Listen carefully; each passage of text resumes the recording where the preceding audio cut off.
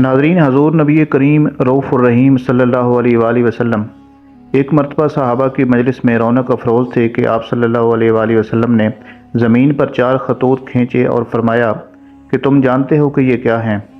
صحابہ کرام نے عرض کی کہ اللہ اور اس کا رسول ہی بہتر جانتے ہیں۔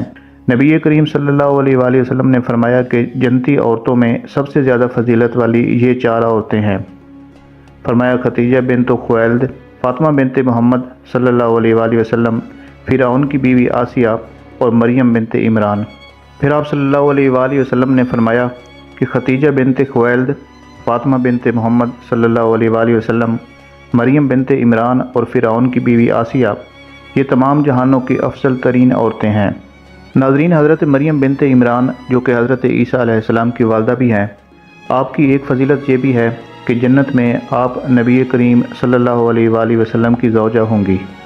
آج کی اس ویڈیو میں ہم حضرت مریم بنت عمران والدہ حضرت عیسیٰ علیہ السلام کی پیدائش، آپ کی فضیلت اور آپ کی پیدائش کے وقت جو معجزہ ہوا اس کے بارے میں آپ کو بتائیں گے۔ یہ بڑی ایمان افروز ویڈیو ہے، اسے آخر تک ضرور دیکھیے گا۔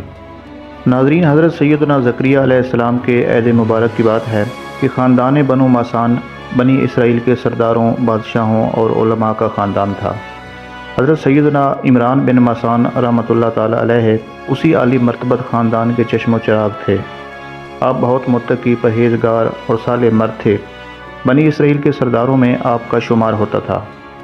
حضرت سیدنا زکریا علیہ السلام کے آپ ہم زلف بھی تھے، یعنی ان کی زوجہ محترمہ حضرت سیدنا زکریا علیہ السلام کی زوجہ محترمہ کی بہن تھیں۔ باوجود اس کے کہ ان کی شادی کو کافی عرصہ دراز گزر چکا تھا، لیکن ابھی تک اولاد کی نعمت سے بہرہ نہیں ہوئے تھے۔ لیکن ہر شادی شدہ جوڑے کی طرح ان کے دل میں بھی اولاد کے لیے بڑی محبت تھی۔ وہ بے چین تھے اور آنکھیں بڑی بے قراری سے ان پر مسرت گھڑیوں کے انتظار میں تھیں جب ان کے سامنے ان کے ہنستے مسکراتے بچے کھیل رہے ہوں، مگر ابھی تک قسمت نے یاوری نہیں کی اور ان کا یہ شجر امید بار آور نہ ہو سکا۔ لیکن چونکہ یہ صالحین کا خاندان تھا، اس لیے کبھی زبان پر حرف شکایت نہیں لائے اور اللہ تعالیٰ کی رضا میں راضی رہے۔ وقت گزرتا رہا اور اب یہ عمر کے اس حصے کو پہنچ چکے تھے جس میں عام طور پر اولاد ہونے کی امید بالکل ہی ختم ہو جاتی ہے، لیکن آپ نا امید نہیں تھے۔ بہرحال دن گزرتے رہے۔ پھر ایک واقعہ ایسا ہوا جس سے حضرت عمران رحمۃ اللہ تعالی علیہ کی زوجہ محترمہ جن کا نام حنا تھا، ان کے دل میں اولاد کی محبت کا ٹھاٹھے مارتا ہوا سمندر موجزن ہو گیا۔ طبیعت میں اضطراب برپا ہوا اور ارمان مچلنے لگے۔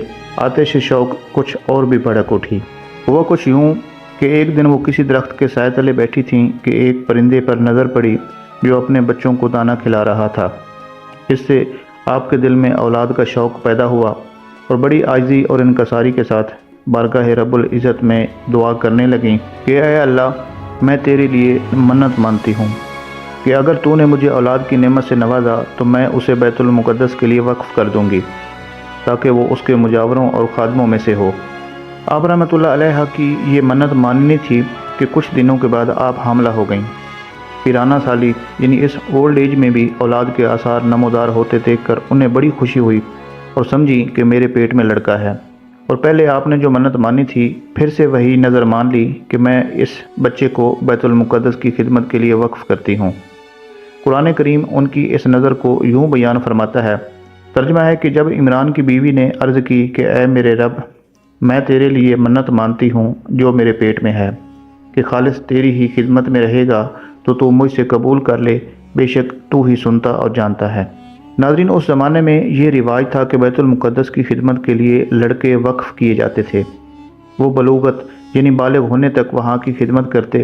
بالغ ہو کر انہیں یہ اختیار مل جاتا تھا کہ خواہ وہ اسی کام میں لگے رہیں یا دنیاوی کاروبار کر لیں، لیکن اگر وہ بیت المقدس کی خدمت کو اختیار کر لیتے تو پھر وہ دنیا کا کوئی اور کام نہیں کر سکتے تھے۔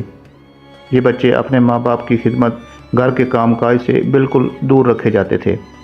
چونکہ بنی اسرائیل میں نہ مال غنیمت آتا تھا اور نہ قیدی، اس لیے اس وقت کا یہ رواج تھا کہ کوئی نبی ایسا نہ گزرا جس کی نسل میں بیت المقدس کی خدمت کے لیے بچوں کو وقف نہ کیا گیا ہو۔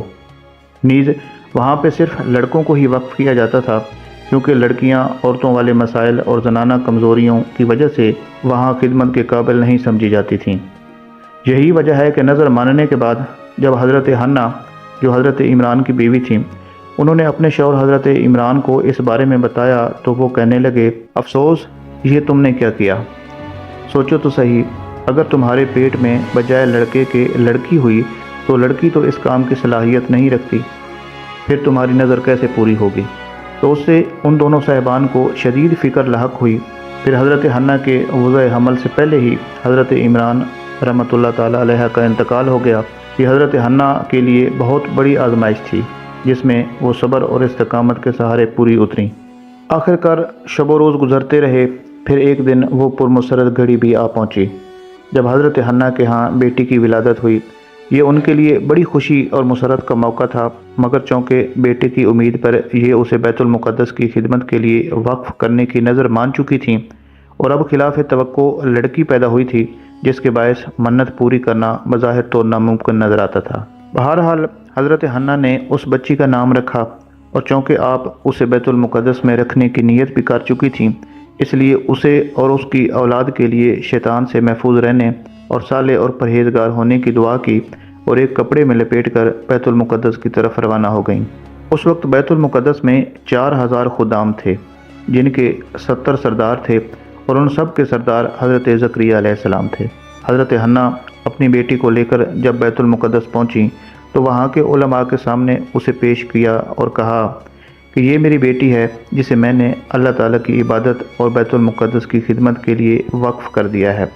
اگرچہ لڑکیاں اس کی خدمت کی صلاحیت نہیں رکھتیں، مگر چونکہ میں اسے وقف کر چکی ہوں، اس لیے اسے لوٹا کر اپنے گھر بھی نہیں لے جا سکتی، لہٰذا آپ حضرات میری یہ نظر قبول فرما لیجئے۔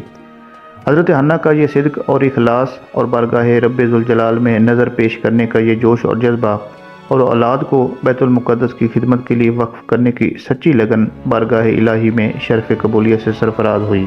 چنانچہ جب آپ نے بچی کو علماء کے سامنے پیش کیا اور اسے قبول کرنے کے لیے کہا تو انہوں نے اس کی پرورش اور نگہداشت کی ذمہ داری اٹھانے کو اپنے لیے قابل افتخار سمجھا، اور ہر عالم نے اس بچی کو اپنی کفالت میں لینے کے لیے رغبت ظاہر کی، کیونکہ یہ ان کے سردار حضرت عمران کی لخت جگر تھیں۔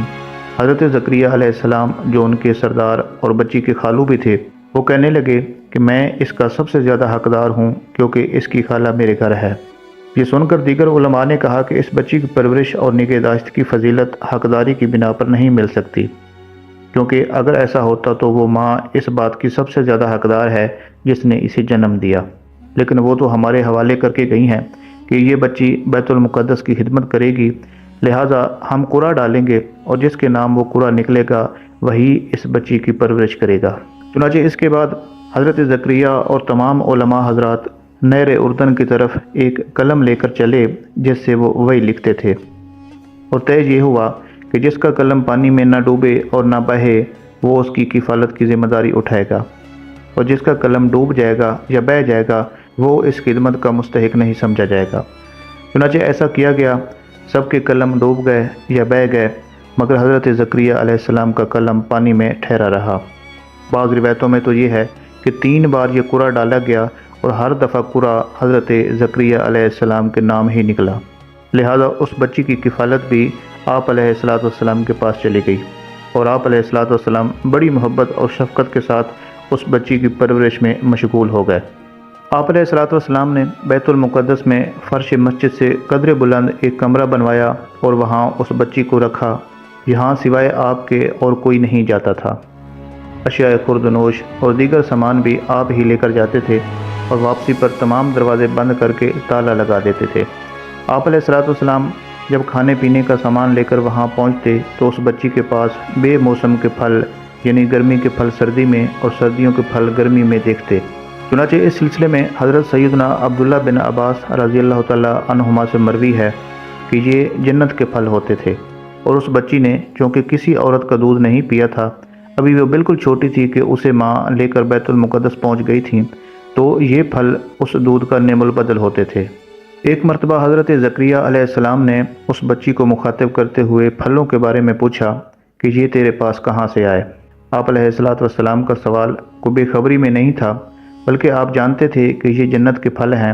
آپ علیہ السلام نے اس بچی کی فہم و فراست کو آزمانے کے لیے یہ سوال کیا تھا۔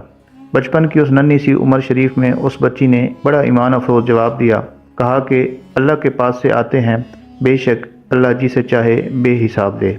بچی کے جواب سے یہ معلوم ہوتا تھا کہ وہ اللہ کریم کی ذات کو بھی جانتی تھی اور اس کی صفات کو بھی کہ وہ رازق ہے، اس کی قدرت کو بھی جانتی تھیں کہ وہ جنت کے پھل دنیا میں بھیج سکتا ہے، نیز جنت کو بھی جانتی تھیں اور وہاں کے پھل بھی پہچانتی تھیں، بلکہ لانے والے فرشتے کو بھی پہچانتی تھیں کہ یہ فرشتہ ہے جو جنت سے پھل لاتا ہے۔ حضرت زکریا علیہ السلام نے جب بچی کی یہ کرامت دیکھی کہ اس کے پاس بے موسم کے پھل آتے ہیں تو قدرتی طور پر آپ کے دل میں بھی فرزند کا شوق پیدا ہوا۔ اگرچہ اس وقت آپ علیہ السلام اور آپ کی زوجہ محترمہ دونوں عمر رسیدہ ہو چکے تھے اور اس عمر میں عام طور پر اولاد نہیں ہوا کرتی، لیکن آپ علیہ السلام نے نظر خالق کے اسباب پر رکھی کہ جو اس بچی کو بے موسم کے پھل دینے پر قادر ہے اور جو خدمت بیت المقدس کے لیے لڑکے کی بجائے لڑکی کو قبول فرما لیتا ہے اور جو اس بچی کو بچپن میں بولنے کی طاقت دیتا ہے اور جو بغیر گمان رزق دینے پر قادر ہے، وہ مجھ جیسی عمر والے شخص کو اور میری بانجھ بیوی سے اولاد دینے پر بھی قادر ہے۔ چنانچہ اسی وقت اور اسی جگہ جہاں اس بچی سے آپ کی گفتگو ہوئی تھی، یہ دعا محرم کی 27 تاریخ کو ہوئی۔ آپ نے عرض کی کہ میرے مولا، مجھے اس بڑھاپے میں خاص اپنی طرف سے ایک پاک اور صاف ستھرا بیٹا عطا فرما، تو دعاؤں کو قبول کرنے والا ہے۔ اللہ تعالیٰ نے ان کی دعا کو بھی شرف قبولیت بخشا اور کچھ عرصے بعد ان کے ہاں بھی ایک نیک اور صالح فرزند کی ولادت ہوئی جس کا نام یحییٰ رکھا گیا۔ حضرت زکریا علیہ السلام کی طرح ان کے فرزند حضرت یحییٰ علیہ السلام بھی منصب نبوت پر فیض ہوئے۔ چونکہ خلوص نیت اور صدق دل سے کی گئی دعا اثر رکھتی ہے اور قبولیت سے قریب تر ہوتی ہے، حضرت حنہ رحمۃ اللہ تعالیٰ علیہ کی دعا نے بارگاہ رب کریم میں کس قدر مقبولیت پائی کہ باوجود پیرانہ سالی یعنی اولڈ ایج کے، جبکہ عادتاً اولاد ہونے کی امید دم توڑ جاتی ہے، انہیں ایسی شرف اور رتبے والی بیٹی عطا فرمائی جو مادرزاد یعنی پیدائشی ولیہ تھی۔ یہ بڑی ہی عظیم بچی جسے پرورش کے لیے ایک نبی کا سایہ میسر آیا، یہ خوش نصیب بچی حضرت مریم علیہ السلام تھیں۔ بنی اسرائیل کے بہت ہی معزز اور عالی رتبہ خاندان بنو ماسان سے آپ کا تعلق تھا۔ آپ کے والد ماجد حضرت عمران تھے جو قوم کے سردار ہونے کے ساتھ ساتھ ایک نیک، متقی اور پرہیزگار شخص تھے۔ والدہ ماجدہ حضرت حنہ تھیں، یہ بھی ایک نیک صالح اور عبادت گزار خاتون تھیں، اور خالو جان حضرت زکریا علیہ السلام اللہ کے نبی تھے۔ آپ علیہ السلام کے والد ماجد حضرت عمران آپ کی پیدائش سے پہلے ہی چونکہ وفات پا چکے تھے، اس لیے آپ کی والدہ ماجدہ حضرت حنہ نے آپ کا نام مریم رکھا۔ حضرت مریم علیہ السلام کے بلند رتبہ اور عالی صفات کی وجہ سے قرآن کریم میں آپ کے 12 القابات آئے ہیں۔ جب حضرت مریم سن بلوغت کو پہنچیں تو اپنے نفیس اور عمدہ اعمال اور بلند رتبہ صفات کی وجہ سے بنی اسرائیل میں شہرت پا چکی تھیں۔ بیت المقدس کی خدمت کے حوالے سے اپنی ذمہ داریاں تندوئی کے ساتھ نبھانا اور پھر دن رات عبادت الہی میں مصروف رہنا آپ علیہ السلام کا امتیازی وصف تھا، جس سے قوم بنی اسرائیل میں آپ کو بہت عزت اور احترام کی نگاہ سے دیکھا جاتا تھا اور آپ کی عبادت کی مثال دی جاتی تھی۔ ایک دفعہ آپ اپنے گھر والوں سے جدا ہو کر بیت المقدس یا اپنے مکان کی مشرقی جانب تشریف لے گئیں تاکہ یہاں تنہائی میں بیٹھ کر عبادت کر سکیں۔ آپ علیہ السلام اسی اپنے مکان میں تھیں کہ اللہ تعالیٰ نے حضرت جبریل علیہ السلام کو آپ کے پاس بھیجا۔ جبریل امین جب حضرت مریم کے سامنے آئے تو وہ نوجوان، بے ریش، روشن چہرے اور پیچ دار بالوں والے آدمی کی صورت میں ظاہر ہوئے۔ حضرت مریم علیہ السلام نے ایک غیر آدمی کو اپنے پاس دیکھا تو آپ نے فرمایا کہ تم کون ہو اور یہاں کیوں آئے ہو؟ دیکھو، خدا سے ڈرو، میں تو اسے اللہ کی پناہ مانگتی ہوں۔ جبریل امین نے کہا کہ ڈرو مت، میں تو اللہ کا بھیجا ہوا ہوں اور اس لیے آیا ہوں کہ میں تجھے ایک ستھرا بیٹا دوں۔ حضرت مریم بولی کہ بیٹا کہاں سے ہوگا، جبکہ میں ابھی بیاہی نہیں گئی اور کسی آدمی نے مجھے ابھی تک ہاتھ بھی نہیں لگایا اور کوئی بدکار عورت بھی نہیں ہوں۔ جبریل امین بولے کہ یہ ٹھیک ہے، مگر رب نے فرمایا ہے کہ باپ کے بغیر بھی بیٹا دینا میرے لیے کوئی مشکل نہیں، اور یہ بات مجھے آسان ہے، اور ہم چاہتے ہیں کہ تمہارے ہاں بغیر باپ کے بیٹا پیدا کر کے اپنی رحمت کا اور لوگوں کے لیے ایک نشانی کا مظاہرہ کریں، اور یہ کام ہو کر ہی رہے گا۔ حضرت مریم علیہ السلام یہ بات سن کر مطمئن ہو گئیں۔ پھر جبریل امین نے ان کے گریبان میں ایک پھونک ماری تو حضرت مریم علیہ السلام اسی وقت حاملہ ہو گئیں۔ آپ کا بغیر شوہر کے حاملہ ہو جانا لوگوں کے لیے باعث تعجب تھا۔ سب سے پہلے جس شخص کو حضرت مریم علیہ السلام کے حمل کا علم ہوا وہ ان کے چچا زاد بھائی حضرت یوسف نجار تھے، جو مسجد بیت المقدس کا خادم خاص تھا اور بہت بڑا عابد شخص تھا۔ اس کو جب معلوم ہوا کہ مریم حاملہ ہیں تو نہایت حیرت ہوئی۔ جب چاہتا تھا کہ ان پر تہمت لگائے تو ان کی عبادت، تقویٰ اور ہر وقت ان کا بیت المقدس میں حاضر رہنا، کسی وقت بھی غائب نہ ہونا یاد کر کے وہ خاموش ہو جاتا، اور جب حمل کا خیال کرتا تھا تو ان کو بری سمجھنا مشکل معلوم ہوتا تھا۔ بالآخر اس نے حضرت مریم علیہ السلام سے کہا کہ میرے دل میں ایک بات آئی ہے، ہر چند یہ چاہتا ہوں کہ زبان پر نہ لاؤں، مگر اب صبر نہیں ہوتا۔ آپ اجازت دیجئے کہ میں کہہ گزروں تاکہ میرے دل کی پریشانی دور ہو۔ حضرت مریم نے کہا کہ پوچھو کیا بات ہے۔ اس نے کہا کہ اے مریم، مجھے بتاؤ کہ کیا کھیتی بغیر تخم کے یعنی بیج کے، اور درخت بغیر بارش کے، اور بچہ بغیر باپ کے پیدا ہو سکتا ہے؟ تو حضرت مریم نے فرمایا کہ ہاں، تجھے معلوم نہیں کہ اللہ تعالیٰ نے جو سب سے پہلے کھیتی پیدا کی تھی وہ بغیر بیج کے ہی پیدا کی تھی، اور درخت اپنی قدرت سے بغیر بارش کے اگائے؟ اور کیا تجھے معلوم نہیں کہ اللہ تعالیٰ نے آدم اور حوا کو بغیر ماں باپ کے پیدا کیا؟ یوسف نجار نے کہا کہ بے شک اللہ تعالیٰ ان سب امور پر قادر ہے اور میرا شبہ ختم ہو گیا ہے۔ وقت یوں ہی گزرتا رہا، حتیٰ کہ جب حمل کو 8 ماہ کا عرصہ ہو چکا تب حضرت عیسیٰ علیہ السلام کی ولادت کا وقت قریب آیا اور واضح حمل کے آثار ظاہر ہونے لگے۔ اس وقت حضرت مریم علیہ السلام شہر ایلیا سے 6 میل دور جنگل میں بیت لحم کے مقام پر تشریف لے گئیں۔ یہاں پر کھجور کا ایک خشک درخت موجود تھا جس کے پتے، شاخیں سب جھڑ چکے تھے اور صرف اس کا تنا باقی رہ گیا تھا۔ شدید سردی کا موسم تھا۔ حضرت مریم اس درخت کے تنے کے ساتھ ٹیک لگا کر بیٹھ گئیں اور یہیں پر حضرت عیسیٰ علیہ السلام کی ولادت ہوئی۔ آزمائش کے ان کٹھن لمحات میں ایک بے آباد مقام پر بغیر ساز و سامان، بالکل تنہا کہ کوئی پرسان حال پاس ہے نہ مددگار، کوئی ہو بھی تو کیوں کر، بغیر باپ کے بیٹے کی پیدائش کوئی معمولی بات نہیں۔ حضرت جبریل علیہ السلام کے ذریعے اللہ تعالیٰ کی مشیت پر مطلع ہو کر خود تو مطمئن ہیں، لیکن اپنے دامن عفت کو لوگوں کی بہتان تراشیوں سے کیسے محفوظ رکھا جائے، لوگوں کو کیسے اس بات کا یقین دلایا جائے کہ یہ کسی گناہ کا نتیجہ نہیں ہے بلکہ یہ بچہ عطیہ پروردگار ہے، خالق کائنات جو ہر شے پر قادر ہے اور ہر شے اسی کی پیدا کرتا ہے، جس کی قدرت اسباب اور واسطوں کی محتاج نہیں، بلکہ وہ جس کی پیدائش کا ارادہ فرماتا ہے تو کن فرما دیتا ہے اور وہ چیز فوراً ہو جاتی ہے۔ یہ مبارک بچہ اسی کا کلمہ اور اسی کی ایک خاص معزز روح ہے اور اسی کی قدرت کی عظیم نشانی ہے۔ اس تکلیف اور آزمائش کی حالت میں حضرت مریم علیہ السلام کو لوگوں کی طرف سے ملامت کیے جانے کا احساس بہت شدید ہونے لگا۔ نیز ایک باعفت اور پاک دامن خاتون پر تہمت لگا کر لوگوں کے گناہ میں پڑنے کا خیال بھی زور پکڑنے لگا، اور آپ نے اس کرب اور اضطراب کی حالت میں یہ بات اپنی زبان اقدس سے کہی کہ اے کاش میں اس سے پہلے ہی مر گئی ہوتی اور بھولی بسری ہو جاتی تاکہ یہ معاملات پیش ہی نہ آتے۔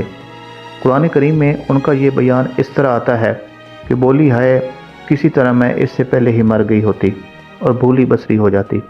اضطراب اور بے چینی کی اس کیفیت میں جب زبان مبارک سے یہ بات نکلتی ہے تو حضرت جبریل علیہ السلام، جو اس وقت مریم علیہ السلام کی جائے قیام سے قدرے نیچے نشیب کی جانب تشریف فرما تھے، وہ وہیں سے حضرت مریم کو پکارتے ہیں اور غم اور پریشانی کا اظہار کرنے سے منع کرتے ہوئے اللہ تعالیٰ کی ان 2 نشانیوں کی طرف توجہ دلاتے ہیں جو ان پر اس ویران بیابان میں اللہ کریم کی طرف سے نازل ہوئیں۔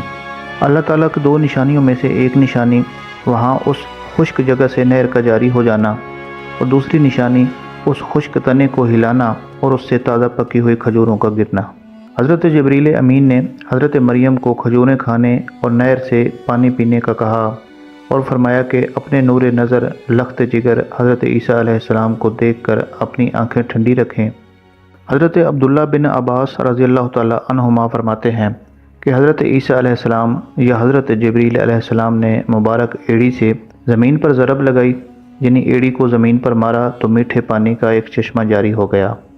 آپ مزید فرماتے ہیں کہ جب حضرت مریم نے کھجور کے اس تنے کو ہلایا تو آپ نے اوپر دیکھا کہ اس پر ٹینیاں نکل آئی ہیں، پھر ان پر پھول لگے، پھر پھول کچی کھجوروں میں تبدیل ہوئے، ان پر رنگ آیا، چھوارے بنے، پھر وہ پک گئیں اور تازہ رستر کھجوریں بن کر آپ کے سامنے گرنے لگیں۔ کوئی بھی ان میں سے پھٹی نہیں تھی۔ یہ سب صحیح سلامت کھجوریں تھیں اور سب کچھ پلک جھپکنے کی دیر میں ہوا۔ حضرت مریم علیہ السلام نے کھجوریں کھائیں، نہر سے پانی پیا اور پھر اپنے مبارک فرزند کو گود میں لے کر قوم کے پاس تشریف لے آئیں۔ منقول ہے کہ لوگوں نے جب آپ کو دیکھا اور گود میں ایک نومولود بچے پر ان کی نظر پڑی تو وہ رونے لگے، کیونکہ وہ صالحین کے گھرانے کے لوگ تھے، اور کہنے لگے کہ اے مریم، بے شک تو نے بہت بڑی بات کی۔ اے ہارون کی بہن، تیرا باپ برا آدمی نہیں تھا اور نہ تیری ماں بدکار تھی۔ کہتے ہیں کہ ہارون اس زمانے میں بنی اسرائیل کے ایک بہت ہی عبادت گزار اور گوشہ نشین شخص کا نام تھا، کیونکہ حضرت مریم بھی بہت نیک، پرہیزگار اور عبادت گزار خاتون تھیں، اس لیے انہوں نے آپ کو ان کی بہن کہا، یعنی اے نیک عورت، تجھے یہ کام زیب نہیں دیتا۔ نہ تو تیرا باپ عمران کوئی برا آدمی تھا اور نہ تیری ماں حنا بدکار عورت تھی، تو پھر تیرے ہاں یہ بچہ کہاں سے آ گیا؟ جب آپ کی قوم نے آپ کو بہت زیادہ طعنے دیے اور ملامت کی تو حضرت مریم علیہ السلام خود تو خاموش رہیں، مگر بچے کی طرف اشارہ کر دیا کہ جو کچھ کہنا ہے اسی سے کہو۔ اس پر لوگوں کو غصہ آیا اور وہ کہنے لگے کہ یہ ابھی بچہ ہے، ابھی پیدا ہوا ہے، یہ کیسے بات کرے گا؟ ان لوگوں کی باتیں سن کر حضرت عیسیٰ علیہ السلام نے دودھ پینا چھوڑ دیا اور اپنے بائیں ہاتھ پر ٹیک لگا کر اپنے دائیں ہاتھ کی شہادت کی انگلی سے ان لوگوں کو مخاطب کرتے ہوئے فرمانے لگے کہ سنو، میں اللہ کا بندہ ہوں۔ اللہ نے مجھے کتاب دی ہے اور نبی بنایا ہے اور مبارک کیا ہے، چاہے میں کہیں بھی ہوں۔ اللہ نے مجھے نماز اور زکوٰۃ کی تاکید فرمائی ہے اور مجھے ماں کے ساتھ نیک سلوک کرنے والا بنایا ہے، اور میں بدبخت نہیں ہوں۔ حضرت عیسیٰ علیہ السلام کے اس کلام سے وہ تہمت بھی ختم ہو گئی جو آپ کی والدہ مائدہ پر لگائی گئی تھی۔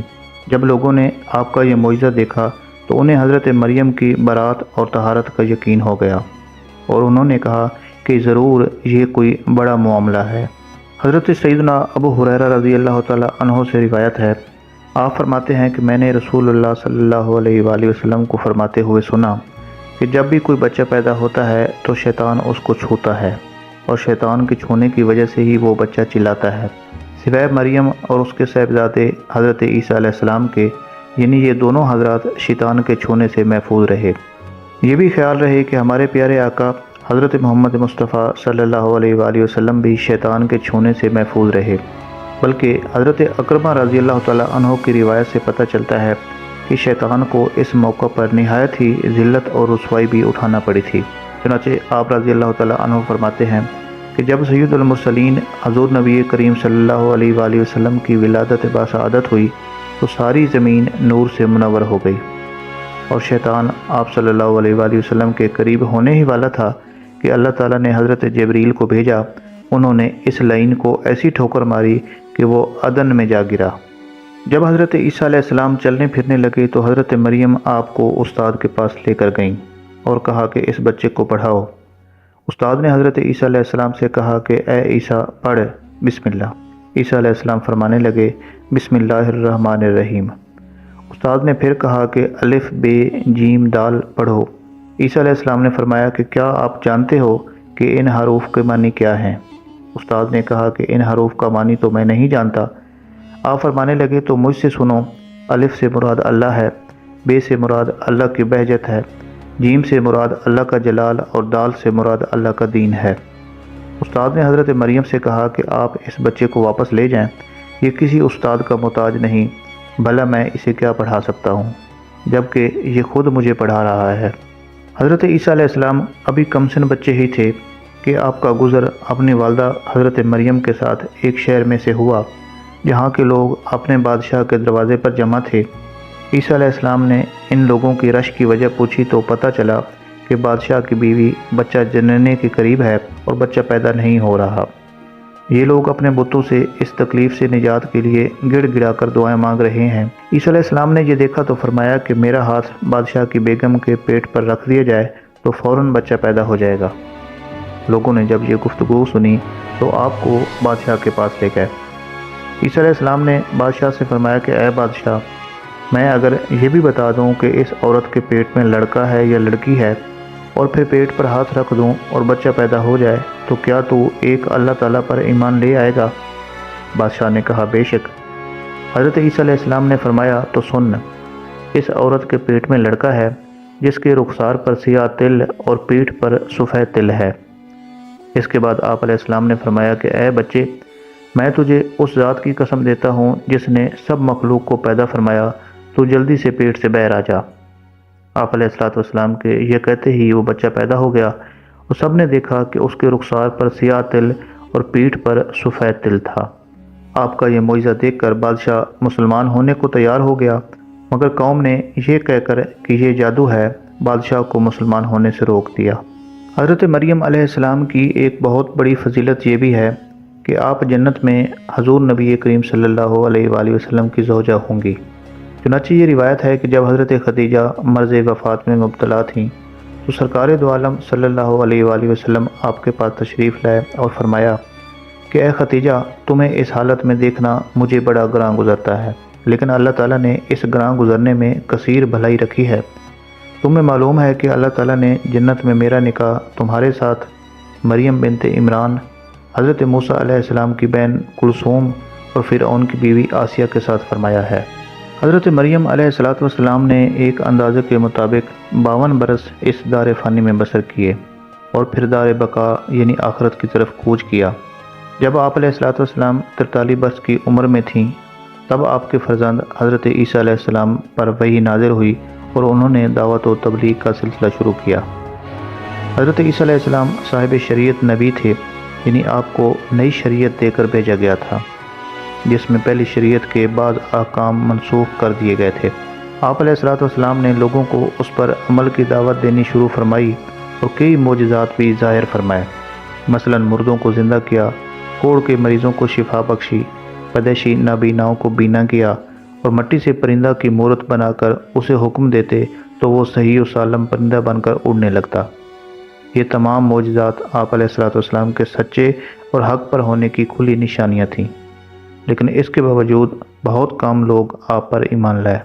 یہودی آپ علیہ السلام کو پہچانتے تھے کہ آپ ہی وہ نبی ہیں جن کا لقب مسیح ہے اور آپ کی آمد کی خوشخبری تورات میں دی گئی ہے۔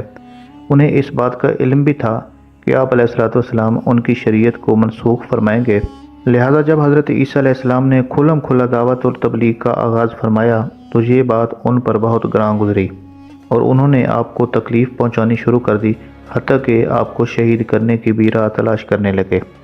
ان لوگوں نے صرف اسی پر ہی بس نہیں کیا بلکہ وہ آپ کی والدہ ماجدہ حضرت مریم کے دامن پاک پر بھی تہمت لگانے لگے، جن کی طہارت اور پاک دامنی کی کھلی نشانیاں اس سے پہلے ہی وہ دیکھ اور ان پر یقین بھی کر چکے تھے۔ لہذا یہودی آپ علیہ السلام کو شہید کرنے کے طریقے سوچنے لگے۔ ایک روز یہودیوں کے ایک گروہ نے حضرت عیسیٰ علیہ السلام کو گالیاں دیں اور یوں کہا کہ تم جادوگر ہو اور تمہاری ماں بھی جادوگرنی ہے، نعوذ باللہ، اور تم بدکار ہو اور تمہاری ماں بھی بدکار ہے، معاذ اللہ۔ حضرت عیسیٰ علیہ السلام کو اس بات سے بڑا رنج ہوا اور خدا سے دعا مانگی کہ اے اللہ، میں تیرا پیغمبر ہوں اور یہ لوگ مجھے اور میری ماں کو برا بھلا کہہ رہے ہیں، الہی ان کو عذاب کا مزہ چکھا۔ چنانچہ آپ علیہ السلام کی دعا قبول ہوئی اور وہ یہودی عذاب مسخ میں مبتلا ہو کر بندر اور سور بن گئے۔ یہودیوں کے امیر نے جب یہ قصہ سنا تو وہ دوڑا کہ کہیں عیسیٰ علیہ السلام ہم سب کو ایسا نہ بنا ڈالیں۔ اس ڈر سے اس نے سارے یہودیوں کو اکٹھا کیا اور کہا کہ کسی صورت عیسیٰ علیہ السلام کو قتل کر ڈالو۔ ادھر جبریل امین نے حضرت عیسیٰ علیہ السلام کو مطلع کر دیا کہ یہودی آپ کو قتل کرنے آئیں گے اور آپ کو آسمانوں پر زندہ اٹھا لیا جائے گا۔ چنانچہ ایک روز سب یہودیوں نے اکٹھے ہو کر حضرت عیسیٰ علیہ السلام کے گھر کا محاصرہ کر لیا اور سب سے پہلے ایک آدمی کو اندر بھیجا تاکہ وہ پتہ کر کے آئے کہ عیسیٰ علیہ السلام گھر پر موجود ہیں یا نہیں ہیں۔ وہ آدمی جب اندر گیا تو اس کی شکل حضرت عیسیٰ علیہ السلام کی طرح ہو گئی اور عیسیٰ علیہ السلام کو اللہ تعالیٰ نے اوپر آسمان پر اٹھا لیا۔ تھوڑی دیر بعد جب یہودی اندر گھسے تو انہوں نے اپنے آدمی کو ہی عیسیٰ علیہ السلام سمجھ کر قتل کر ڈالا اور یہ سمجھا کہ ہم نے عیسیٰ کو مار ڈالا ہے۔ اس کے بعد وہ خود ہی سوچنے لگے کہ ہمارا آدمی جو اندر آیا تھا وہ کہاں گیا؟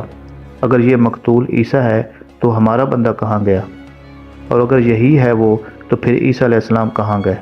چنانچہ اپنے گمان میں تو انہوں نے حضرت عیسیٰ علیہ السلام کو قتل کر ڈالا تھا، مگر ایسا ہوا نہیں، بلکہ ان لوگوں نے اپنے ہی آدمی کو قتل کر ڈالا تھا اور عیسیٰ علیہ السلام کو اللہ تعالیٰ نے آسمانوں پر زندہ اٹھا لیا۔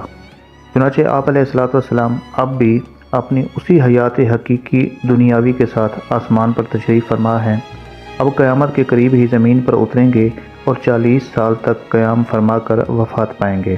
جب آپ علیہ السلام پر وحی نازل ہوئی تو اس وقت آپ کی عمر 30 سال تھی، اور 33 سال کی عمر میں رمضان المبارک کی 27ویں شب یعنی شب قدر میں آپ آسمان پر تشریف لے گئے۔ قیامت کے قریب جب حضرت عیسیٰ علیہ السلام زمین پر تشریف لائیں گے تو یہاں 40 برس تک قیام فرمائیں گے۔ آپ نکاح کریں گے، آپ کی اولاد بھی ہوگی، اور جب آپ اس دنیا سے پردہ فرمائیں گے یعنی آپ کی وفات ہوگی تو نبی کریم صلی اللہ علیہ وآلہ وسلم کے روضہ مبارکہ میں آپ دفن ہوں گے۔ حضرت عیسیٰ علیہ السلام کے آسمانوں پر تشریف لے جانے کے بعد مزید 6 سال تک حضرت مریم علیہ السلام بقید حیات رہیں اور پھر آخرت کی طرف کوچ فرما گئیں۔ آپ کے وصال کے وقت آپ کی عمر مبارک 52 سال تھی۔